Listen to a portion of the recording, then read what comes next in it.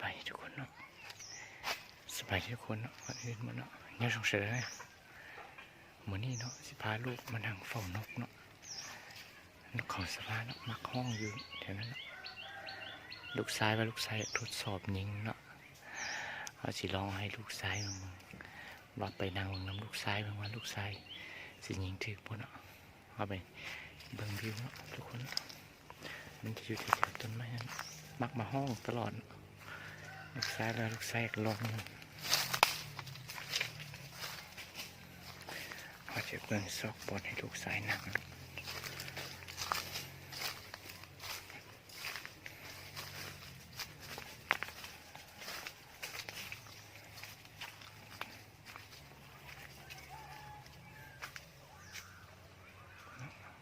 วิว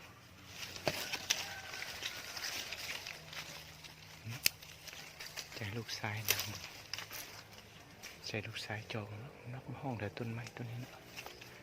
nhớ rộng nè là xe bốn môn đồng cho khỏi thì không là ốp qua số nó này chia cho của tôi xe này tôi bắt đầu lên cha này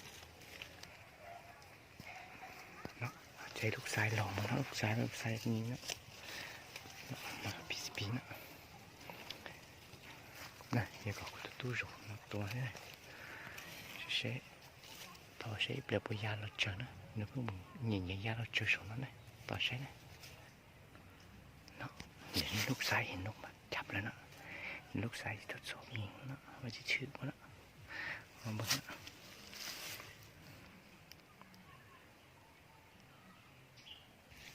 มันคนเอาไปเก็บนกคนเนี่ยมันตัวชนนะตัวป้องต่อนะเด้ลูกชายยิงตกละไปเบิ่งกันนะทุกคนไปเบิ่งกันนะจะเห็นว่า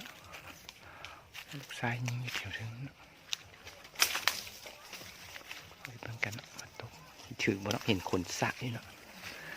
ลูกชายลองปืนนะอ๋อเห็นแล้วเนาะเห็นแล้วนะโอ้ย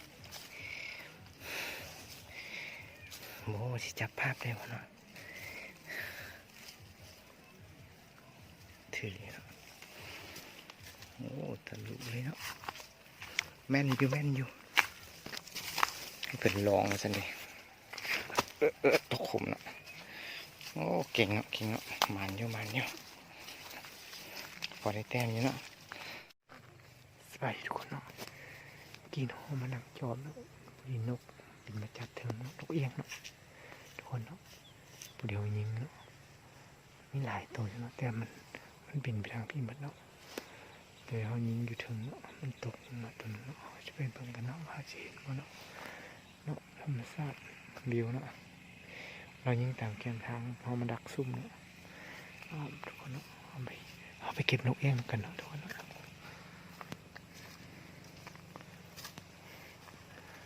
หาเนาะขี่รถเลาะยิงทางเที่ยวเนาะมีเวลาไปป่าเขากับมันเลาะเก็บแต้มตามแกมทางเนาะเดี๋ยวเอาซอกเนาะเห็นแล้ว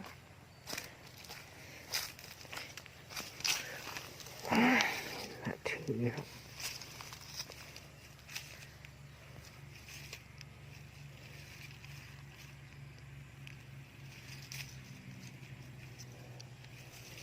ถือขาเนาะมาจนถือขาสดเลยจงข้างเนาะไม่แต้มเนี่ยเอียง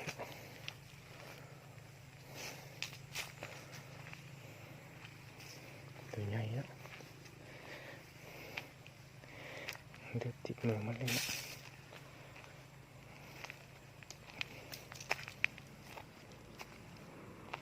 เรามีน้ำเค็มทางนะ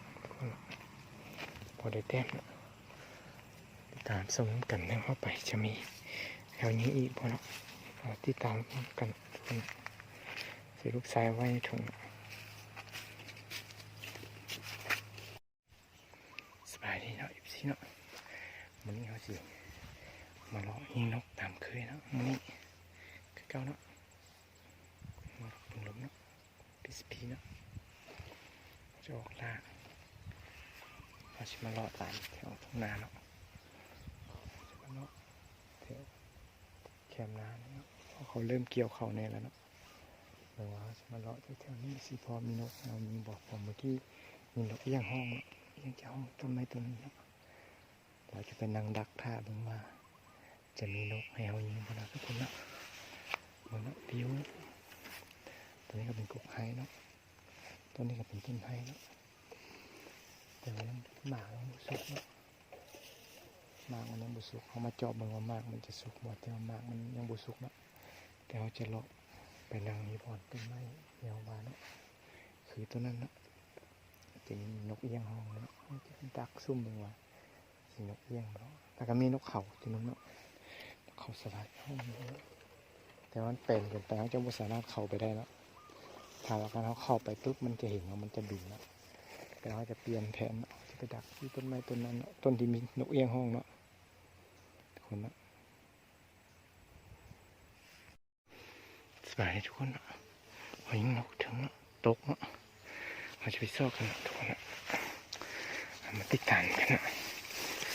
โอ้โหเนาะบาดเจ็บเนาะนั่นคนละไปที่ทุกคนไปช่วยเราสิเห็นบ่เนาะโอ้โหบาดเจ็บเนาะ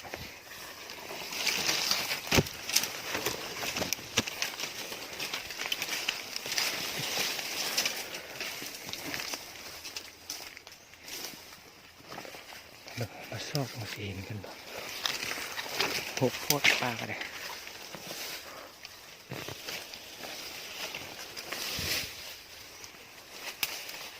เชิงเนาะ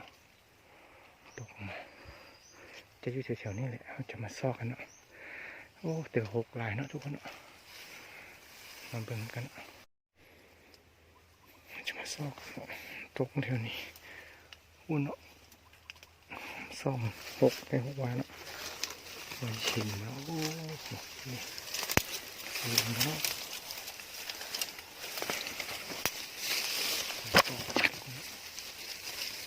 โอ้ยเนี่ยเนาะทุกคนเนาะฝนมันใส่โอ้ยตัวเร็วทุกคนนะโอ้ยเห็นไรเนาะมันบุกเป็นเดียวสันทุกคนนกเนาะนี่ก็มูซื้อกันเนาะตัวลายเนาะคือเหลือเต็มโมเมนต์แล้วทุกคนเนาะตัวใหญ่ดีตัวใหญ่ดีเนื้อมันเหลวเต็มโมเมนต์เนาะทุกคนเนาะบูซื้อกันเนาะนกอันนี้ใหญ่เนาะเบิ่งศพกับเบิ่งตีนบุคือเหลวเลยเนาะมาจะโมเมนต์ตัวเหลวเนาะตัวนี้ก็ออกมาแล้วทุกคนเนาะโมเมนต์แล้วนะนกอันนี้เนาะบอกว่าซื้อนกอย่างเนาะถ้าไปหูรบกวนใส่คอมเมนต์ใต้คลิปเนาะอันนี้เป็นนกอย่างเวลาเทนาวได้เขาจะค่อยจะหูซื้อมันเนาะทุกคนเนาะปอนนกอันนี้เขาไปเจ้ากันยังหูซื้อมันได้เนาะว่าเป็นนกอย่างเนาะ